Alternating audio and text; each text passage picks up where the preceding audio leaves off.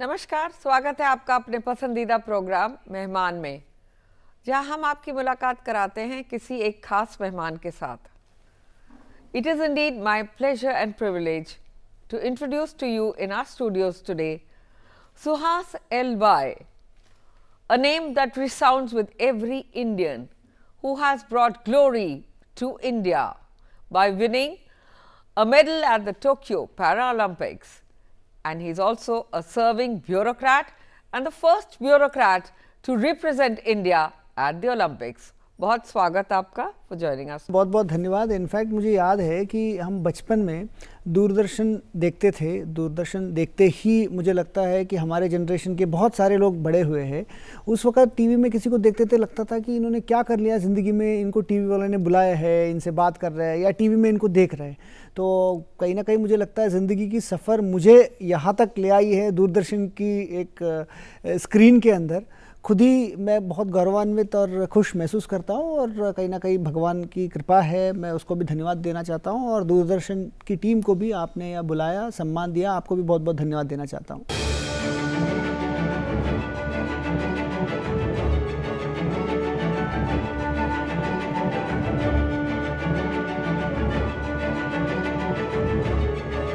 जब आपने मेडल जीत लिया, उस मोमेंट के बारे में आप रिकॉल करके हमें बताएं। And the next when you met the honourable prime minister, माननीय प्रधानमंत्री ने खुद आपसे फ़ोन पे बात की और आपको सराहा। कुछ पल ज़िंदगी की ऐसे होती है जो आप हमेशा संजो के रखते हैं दिल में, वो हमेशा यादें रह जाती है। तो वो ऐसे पल था कि टोक्यो में चयन होना ही अपने आप में एक बहुत ही हमारे लिए खुशी और गौरव की बात थी। और वहाँ जब पोडियम में खड़े हुए और जब तिरंगा ऊपर होते हुए चढ़ते हुए देखा, तो मन में इतनी ज़्यादा इमोशंस हो जाती है कि शब्द नहीं रहता है कि उसको डिस्क्राइब करने के लिए। इससे बड़ी चीज़ किसी इंसान या खिलाड़ी के लिए और कोई चीज़ बचता नहीं है। और जैसे मेडल जीते उसके बाद जब मैसेज आया है कि आदरणीय प्रधानमंत्री जी बात करेंगे, उन्होंने जो एक तरह से पूरे देश की तरह से विशेष दी और बधाई दी, तो इससे ज़्यादा किसी खिलाड़ी और इंसान के लिए क्या चाहिए। तो मुझे लगता है कि हर युवाओं को कोशिश करनी चाहिए और कभी हार कभी जीत लगी रहती है, but I think where there is a will there is a वे।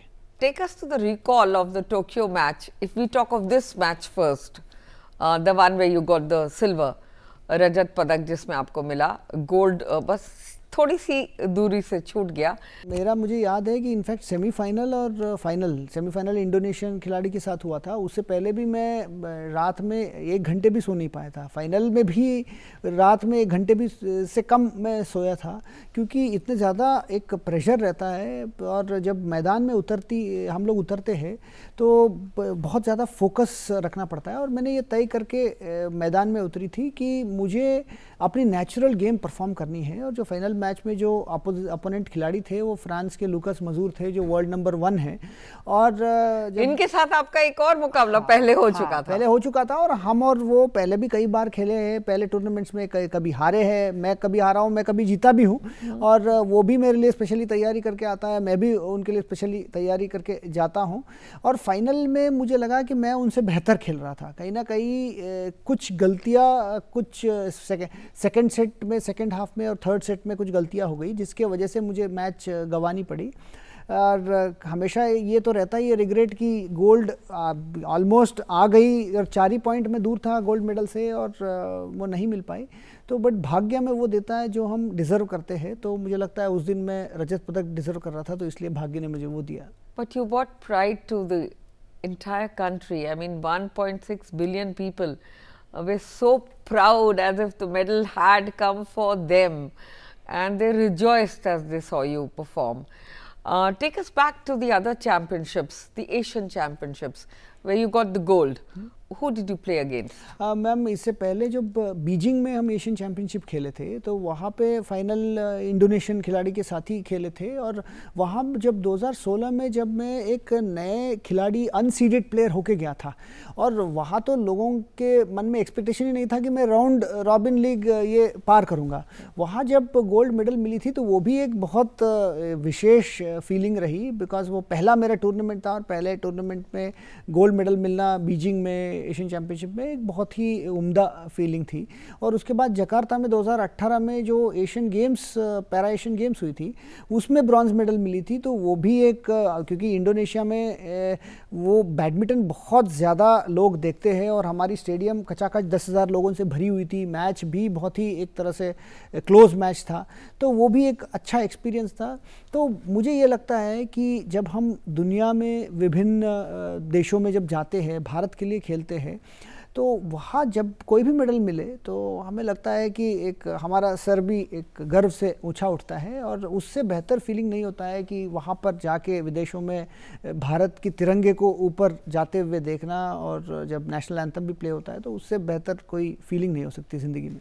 साथ साथ कितना मुश्किल है इसमें क्वालिफाई करना, जो कोटा होता है गेम्स का, उसके लिए भी बहुत दिक्कत होती है even to reach the qualifier stage. Tell us more about para Olympic. देखिए, ज़िंदगी में कोई भी अच्छी चीज़ हो वो पाना हमेशा मुश्किल ही रहता है, कुछ भी हो ज़िंदगी में, और जो आसानी से मिलता है उसकी कीमत इतनी ज़्यादा नहीं भी रहती है। तो पैरालंपिक्स जो टोक्यो में 2020 में होनी थी, उससे पहले हमें 1 साल टूर्नामेंट खेली थी, लगभग 12 टूर्नामेंट हमें खेलनी थी। वहाँ पर हमें टॉप 3 से टॉप 6 के अंदर हमें रहना था, इसलिए हम एक तरह से पूरे 1 साल में अलग अलग जगह खेले थे। और मुझे याद है कि बीच में मैं कई टूर्नामेंट्स क्वार्टर फाइनल स्टेज पे हार गया था। उसके बाद जब जनवरी 2020 में 2 टूर्नामेंट बची थी, एक ब्राज़ील में, एक पेरू में, मेरा कोच ने मुझे साइड में बुला के कहा कि तुम इतने ज़्यादा हार रहे हो, अगर टोक्यो के लिए क्वालिफाई होना है तुम्हें लगातार 2 गोल्ड मेडल तो जीतना अनिवार्य है। और जैसे कहते हैं कि ब्राज़ील में उतरा मैं, प्री क्वार्टर फाइनल से लेके फाइनल तक 3 सेट क्लोज मैच हारते हारते जीतते फाइनली गोल्ड मेडल जीत गया। सिमिलरली पेरू में गोल्ड मेडल जीत गया, और उसके बाद टोक्यो में एक तरह से टिकट टू टोक्यो मिल गई। ओलंपिक्स पैरालंपिक्स 1 साल पोस्टपोन हुई पैंडेमिक के चक्कर में। बट देन जैसे सिलेक्शन हुआ अपने आप में, क्योंकि दुनिया में जैसे हमारे कैटेगरी में भी दुनिया से सिर्फ 8 ही खिलाड़ियों को उन्होंने क्वालिफाई की थी। और उसके बाद आपको पता है कि टोक्यो में हर खिलाड़ी जो आता है उतनी जुनून के साथ आता है और अपने देश के लिए जान लगाने के लिए तैयार रहता है। बिल्कुल। वहाँ बिना प्रेशर एक नेचुरल गेम परफॉर्म करना वो हमेशा चुनौतीपूर्ण रहता है। और कितना चुनौतीपूर्ण है, इसके साथ साथ एक डीएम है आप गौतम बुद्ध नगर के, उसका काम भी करना और इसको साथ साथ टाइम निकालना, एक तरह से कहेंगे आपकी हॉबी अब नहीं रही, अब आप देश के लिए खेल रहे हैं। So how difficult has this journey been? Difficult तो नहीं कहूँगा, मैं कहूँगा चैलेंजिंग है। कोई भी सिविल सेवक को जनता के बीच में काम करने का मौका मिलता है, वो अपने आप में मुझे लगता है कि हम सब लोग जब यूपीएससी एग्ज़ाम लिखते हैं, आईएएस एग्ज़ाम लिखते हैं, यही सोचते हैं कि हमें किसी तरह हमें उसमें सिलेक्शन हो जाए, रैंक मिल जाए, उसके बाद आपको सर्विस मिलती है, इतना सब गौरव और काम करने का मौका मिलता है।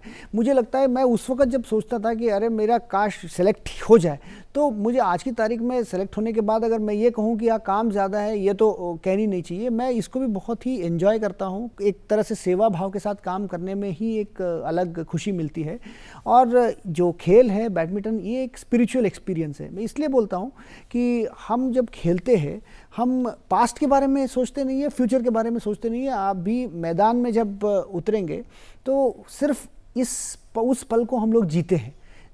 तो हमें लगता है कि ज़िंदगी में हम जब भी उस पल को जी रहे हैं तो वही स्पिरिचुअल एक्सपीरियंस है, वही मेडिटेशन करते हैं। जैसे ये इंटरव्यू है, अगर मैं इस इंटरव्यू में सिर्फ आपसे संवाद कर रहा हूँ और बाकी दुनिया की बाकी चीज़ों के बारे में मैं सोच नहीं रहा हूँ, तो वो पल स्पिरिचुअल एक्सपीरियंस है और दूसरे को भी दिखता है कि हाँ वो इस पल को जी रहे हैं। I'd like to take you back, ये पढ़ाई और खेल का जो तालमेल है, इसमें मैंने कहीं ना कहीं पढ़ा है कि आप पहले क्रिकेट में भी रुचि रखते थे, तो कई ऐसे गेम्स है, कुश्ती भी आपने बहुत दिल से की, तो फिर बैडमिंटन ही क्यों?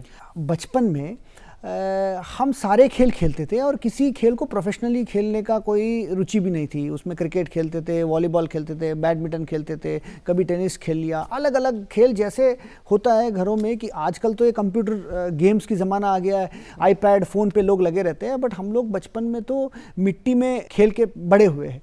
बाद में जब मैं आईएएस में आया, उससे पहले बैडमिंटन तो खेलता ही था। वो एकेडमी में जब मैं बैडमिंटन खेलने लगा, मुझे वो दिल को बहुत एक खुशी मिलने लगी और मैं बहुत एंजॉय करने लगा। मुझे लगा कि ये मुझे कंटिन्यू करनी चाहिए, और 2016 में जब मैं डीएम आजमगढ़ था, मुझे एक टूर्नामेंट को इनैग्रेट करने जानी थी। तो वहाँ state level able bodied players आए थे, हमारे इंडियन टीम के कोच भी आए थे। सुबह 7 बज रहा था, तो मैंने उनको कहा ठीक है इनैग्रेट तो कर देंगे, पहले 1-2 गेम खेलते हैं। तो मैं एबल बॉडीड प्लेयर्स को, कुछ लोगों को हराया। तो इंडियन कोच ने कहा कि आप खेलिए, तो क्यों नहीं खेलते, कि आप प्रोफेशनली आप क्यों नहीं कोशिश करते। मैंने कहा नहीं, मुझे ये सब चक्कर में नहीं पड़ना है। तो मैं उन्होंने कहा, नंबर दिया, उन्होंने कहा कि अगर कभी आपको मन करता है तो आप फ़ोन करिएगा। तो मैं 4-6 महीने तो फ़ोन नहीं किया। उसके बाद जब मन में आया कि एक दिन रात में ब्राउज कर रहा था बैडमिंटन वर्ल्ड फेडरेशन, ये पैरालंपिक्स और सब बैडमिंटन के बारे में, मुझे लगा कि कहते हैं ना एक ही ज़िंदगी है, और जो और जी लो, और जो समय आपकी अगर गई वो दोबारा नहीं आना है। और ज़्यादा से ज़्यादा क्या मैं जाऊंगा, मैं हारूंगा, नहीं होगा, और बाद में ये रिग्रेट तो नहीं रहेगा कि यार काश मैंने कोशिश किया होता। वो काश वाला ज़िंदगी में नहीं होना चाहिए। हमने कहा कि ठीक है, it is better to go and try and lose than to have not tried at all. इसी मनोभाव के साथ, जैसे मैंने 2016 की बीजिंग की बात बताई, बीजिंग में गए तो कायनात ने मुझे गोल्ड मेडल दी। तो मुझे लगता है कि ये डेस्टिनी होती है, destiny has been kind to me. बहुत अहमियत होती है कोच की किसी ना किसी खिलाड़ी के लिए। तो आपने प्रोफेशनल कोचिंग किससे ली, किसके अंडर आपने ट्रेनिंग ली? मैम, मुझे जब इंट्रोड्यूस जो कराया था वो गौरव खन्ना जी, जो अभी इंडियन टीम कोच थे हमारे, टोक्यो भी आए थे, तो उन्होंने इंट्रोड्यूस कराई थी। उसके बाद प्रैक्टिकली होता क्या था, मैं क्योंकि जहाँ मेरी पोस्टिंग होती थी तो वहाँ पे मुझे ट्रेनिंग लेना अनिवार्य होता था। तो इसलिए वहाँ जो कोचेस रहते थे, वहाँ जो खिलाड़ी रहते थे, मैं उनके साथ ही एक ट्रेनिंग शेड्यूल बना के ट्रेनिंग करता था। अभी जब पैरालंपिक्स नज़दीक आई तो उससे पहले मैं यहाँ जो इंडोनेशियन कोच है उनके साथ यहाँ पे मैंने प्रैक्टिस की थी। यहाँ पे गौतम बुद्ध नगर में ग्रेटर नोएडा स्टेडियम है, जो काफ़ी बड़ा हॉल है, जो टोक्यो नुमा हॉल है। तो इसलिए वहाँ विशेष रूप से उनसे ट्रेनिंग ली थी। तो जैसे परिस्थिति हमें जो देती है, हमें एसेंशियली उसी में जो बेस्ट पॉसिबल है वो करना पड़ता है। मुझे लगता है कि बैडमिंटन बहुत टेक्निकल गेम है। ज़्यादातर स्पोर्ट्स आज की तारीख में वर्ल्ड एलाइट लेवल में बहुत टेक्निकल हो गया है। हमें उसी हिसाब से ऑनलाइन भी हमें अपडेट रहना पड़ेगा। बहुत सारे वीडियोस इंटरनेट में मौजूद है, उसको स्टडी करते हुए जितनी गेम ऑन द कोर्ट होती है उतनी माइंड में हम लोग खेलते हैं। इन द सेंस का आप देखिएगा, वर्ल्ड में जब टोक्यो आते हैं या ओलंपिक्स में कोई भी जाता है, हर आदमी फिजिकली फिट रहता है, हर आदमी के अंदर मोटिवेशन, इंटेंशन, उसकी कोई कमी नहीं रहती है। फाइनली हार और जीत का अंतर इस पर निर्भर करता है कौन प्रेशर को ऑब्जर्व कर लेता है, कौन प्रेशर को झेल के अपना एक तरह से फुल परफॉर्मेंस नहीं दे पाता है। आप पले बड़े कर्नाटक में हैं, एंड उसके बाद क्या क्या हुआ? Because your parents also really inspired you. मैं आज जो कुछ भी हूँ वो मेरे स्वर्गीय पिताजी की वजह से ही हूँ। क्योंकि जनरली होता क्या है कि बचपन में इतनी कॉन्फिडेंस नहीं रहती है। तो जब उस उम्र में जब आपको खुद ही नहीं पता आप ज़िंदगी में क्या करेंगे, my father gave me immense confidence. And उसके बाद मुझे याद है जब हम बचपन में स्कूल में पढ़ते थे तो मैं कन्नड़ा माध्यम से मैं पढ़ता था। तो उसके बाद मुझे अंग्रेज़ी माध्यम में सीट नहीं मिलती थी। 2-3 बार मेरा रिजेक्शन हो चुका था। बाद में जब ये स्कूल की बात है, ये 5th स्टैंडर्ड में, 6th स्टैंडर्ड में, 8th स्टैंडर्ड में, जब 12th के बाद मुझे इंजीनियरिंग कॉलेज जो NIT सूरतकल में जब पढ़ने का मौका मिला, वो कर्नाटक के नंबर 1 कॉलेज मानी जाती है इवन आज भी। वहाँ पे जब कंप्यूटर साइंस करने का मौका मिला और उसके बाद कॉर्पोरेट सेक्टर में काम करने का मौका मिला, और उसके बाद जब ये तय किए कि UPSC लिखना है। हाँ, आपने एक बार कॉर्पोरेट सेक्टर ज्वाइन किया और आपने सडनली अपना माइंड बना के अपने घर में कहा कि अब मैं ये कुछ नहीं करूंगा और UPSC क्रैक करूंगा। एक्चुअली वो होता क्या है, कॉर्पोरेट सेक्टर में अपनी हर जॉब की अपनी अच्छाई और अपनी चैलेंजेस रहती है। मुझे कॉर्पोरेट सेक्टर में खालीपन महसूस मैं कर रहा था। मुझे लगता था कि मुझे जनता के बीच में काम करनी है, मुझे इसमें ज़्यादा खुशी है। बहुत सारे मेरे मित्र हैं जो कॉर्पोरेट सेक्टर में बहुत अच्छा कर रहे हैं। मैं तो ये मानता हूँ कि वो भी उतनी देश सेवा है जितना हम लोग करते हैं। बट हर व्यक्ति को वो रास्ता चुननी चाहिए जो उसको खुशी देती है। तो मुझे लगता है कि मुझे ये ज़्यादा अच्छा लग रहा था, तो इसलिए मैंने ये चुना। अब मुझे ये लगता है कि हर सफल व्यक्ति को अपने परिस्थितियों को भी धन्यवाद देना चाहिए, क्योंकि ये बात आप भी मानेंगे कि बहुत सारे, जब मैं मानता हूँ कि मुझसे ज़्यादा मेहनत किए होंगे UPSC में, उनका UPSC क्लियर नहीं होगा। मुझसे ज़्यादा मेहनत किए होंगे ओलंपिक्स पैरालंपिक्स में, उनका पैरालंपिक सिलेक्शन और मेडल नहीं मिली होगी। कहीं ना कहीं परिस्थितियाँ भी हमें मदद करती है। तो I am thankful for that. आपको क्या लगता है अब बिकॉज ऑफ द पैंडेमिक इतना स्ट्रेस लोगों में है, इस को आप स्पेशली पैरा ओलंपिक प्लेयर्स के संग जब बात करते हैं, क्या महसूस करते हैं? क्या उनको उतनी ही अपॉर्चुनिटीज़ मिलती हैं? हमारी ज़िंदगी की किसी भी सफ़र में कुछ ऐसे परिस्थितियाँ होती हैं जो हम नियंत्रण कर सकते हैं और उसको करनी चाहिए और कोशिश करनी चाहिए कि उन परिस्थितियों को हम जहाँ तक बदल सकते हैं तो वो बदलें। और कुछ ऐसे परिस्थितियाँ होती है कि जो हमारे हाथ में नहीं है। तो मेरा ये मानना है कि जिस चीज़ को हम बदल नहीं सकते कि हमारी ज़िंदगी में, तो उससे लड़ने की वजह हम जो हमें मिला है तो उसके बाद क्या हम कर सकते हैं। एक अंग्रेजी में कहावत है, it's not the weight that weighs you down, it's the way you carry the weight that weighs you down. So ये ज़िंदगी में कहीं ना कहीं लागू होता है। ये बोझ इसलिए लगता है क्योंकि हम उस वेट को ठीक से नहीं खींचते हैं। ज़िंदगी एक ही इंसान को सब कुछ नहीं देती है। आप देखिए उदाहरण के लिए कि 20वीं सदी के सबसे बड़े विज्ञानी कौन है? एक तो आइंस्टीन है और उसके बाद स्टीफन हॉकिंग है। वो कुर्सी से ऊपर उठ नहीं सकते थे, बट उन्होंने दुनिया को जीत लिया। जिंदगी में कुछ अचीव करना है तो वो तो सारे तो शुरुआत तो दो कानों के बीच में दिमाग से होती है, तो उसके बाद जहाँ चाह वहाँ राह, जैसे कहावत है। यूपी काडर से हैं आप, पहले आप प्रयागराज में रह चुके हैं, तो वहाँ क्या क्या चेंजेस आपने जनता के बीच में जो काम किया उसके बारे में कुछ विचार साझा करें। प्रयागराज में जब कुंभ मेला हुई थी तो उस वक्त मुझे जिलाधिकारी होके काम करने का मौका मिला। वो एक अभूतपूर्व अनुभव था क्योंकि 2019 की जब कुंभ मेला हुई थी उसमें से इतने करोड़ों लोग आए प्रयाग में, संगम में नहाने के लिए आए। जो क्राउड मैनेजमेंट के बारे में इतनी ज़्यादा हमें सीखने को मिली। और मैं तो ये हमेशा मानता हूँ कि कोई भी जिलाधिकारी उतनी अच्छा है जितना उसकी टीम है।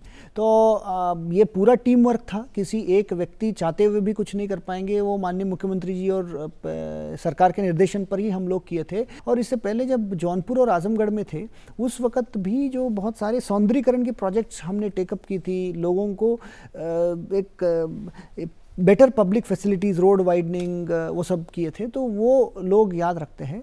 हमें लगता है कि छोटे छोटे काम ही सही, बट हमारे लिए क्योंकि वो हम कुछ टेन्योर उस जगह बिताते हैं तो हमें वो इम्पैक्ट इतना नहीं पता चलता है। बट जो व्यक्ति वही रहता है तो वो छोटे काम को भी हमेशा के लिए याद रखते हैं। तो मुझे ये लगता है कि हमें प्रयास करते रहने चाहिए जहाँ भी रहे। कभी होता है कभी नहीं होता है, बट हमारी प्रयास में कमी नहीं होनी चाहिए। गौतम बुद्ध नगर तो एक प्रॉब्लम तो यहाँ माइग्रेटरी पॉपुलेशन की बहुत है जो फेस की जा रही है।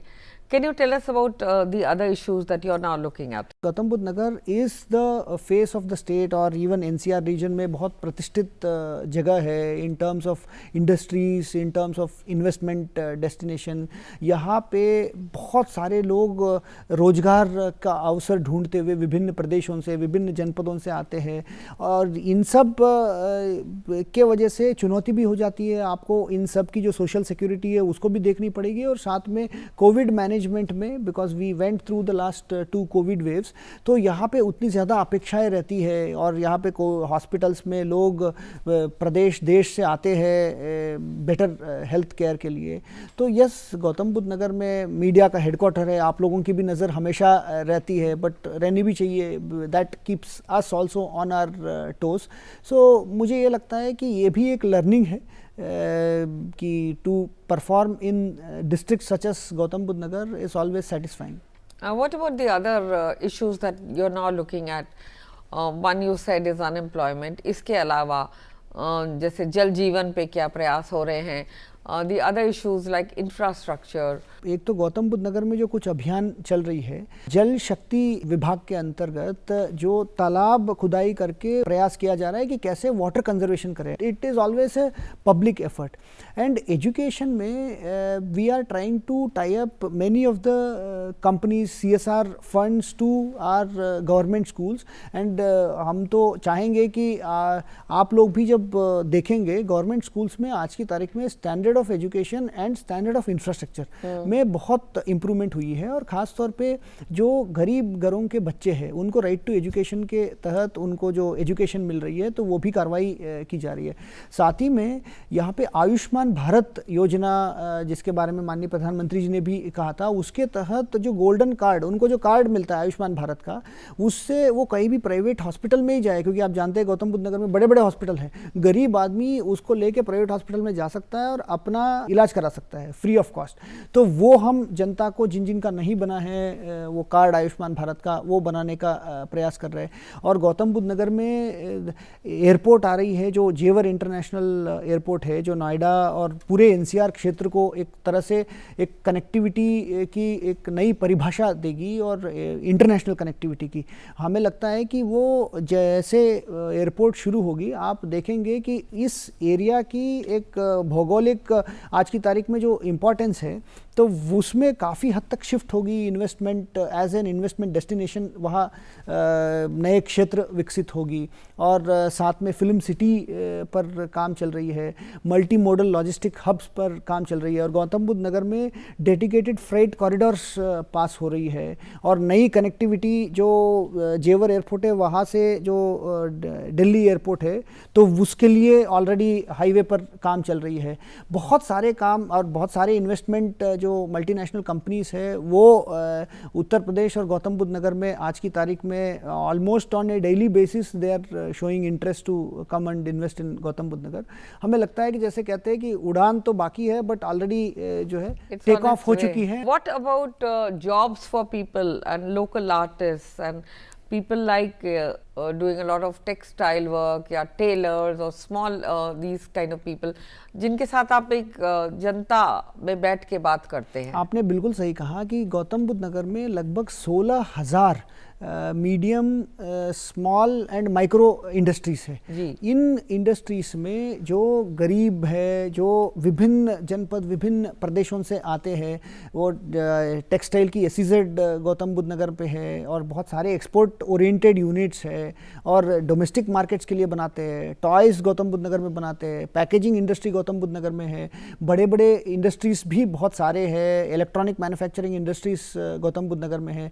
तो इन सब जगह जो लेबरर्स के लिए जो सोशल सिक्योरिटी नेट है, इनफैक्ट उनके लिए मैं वो भी चाहूँगा कि एक दिन हम आपको दिखाना भी चाहेंगे कि लेबरर्स के लिए इतनी स्कीम्स है गवर्नमेंट की कि जब से अगर उनके घर में कोई बच्चा पैदा होता है वहाँ से लेके अंत तक पूरी लाइफ को कवर करने के लिए लेबर ओरिएंटेड स्कीम्स है। उनको अगर लोन चाहिए किसी माइक्रो यूनिट सेटअप करने के लिए वो भी अलग स्कीम्स है जो बैंक्स के माध्यम से हम लोग मदद करते हैं।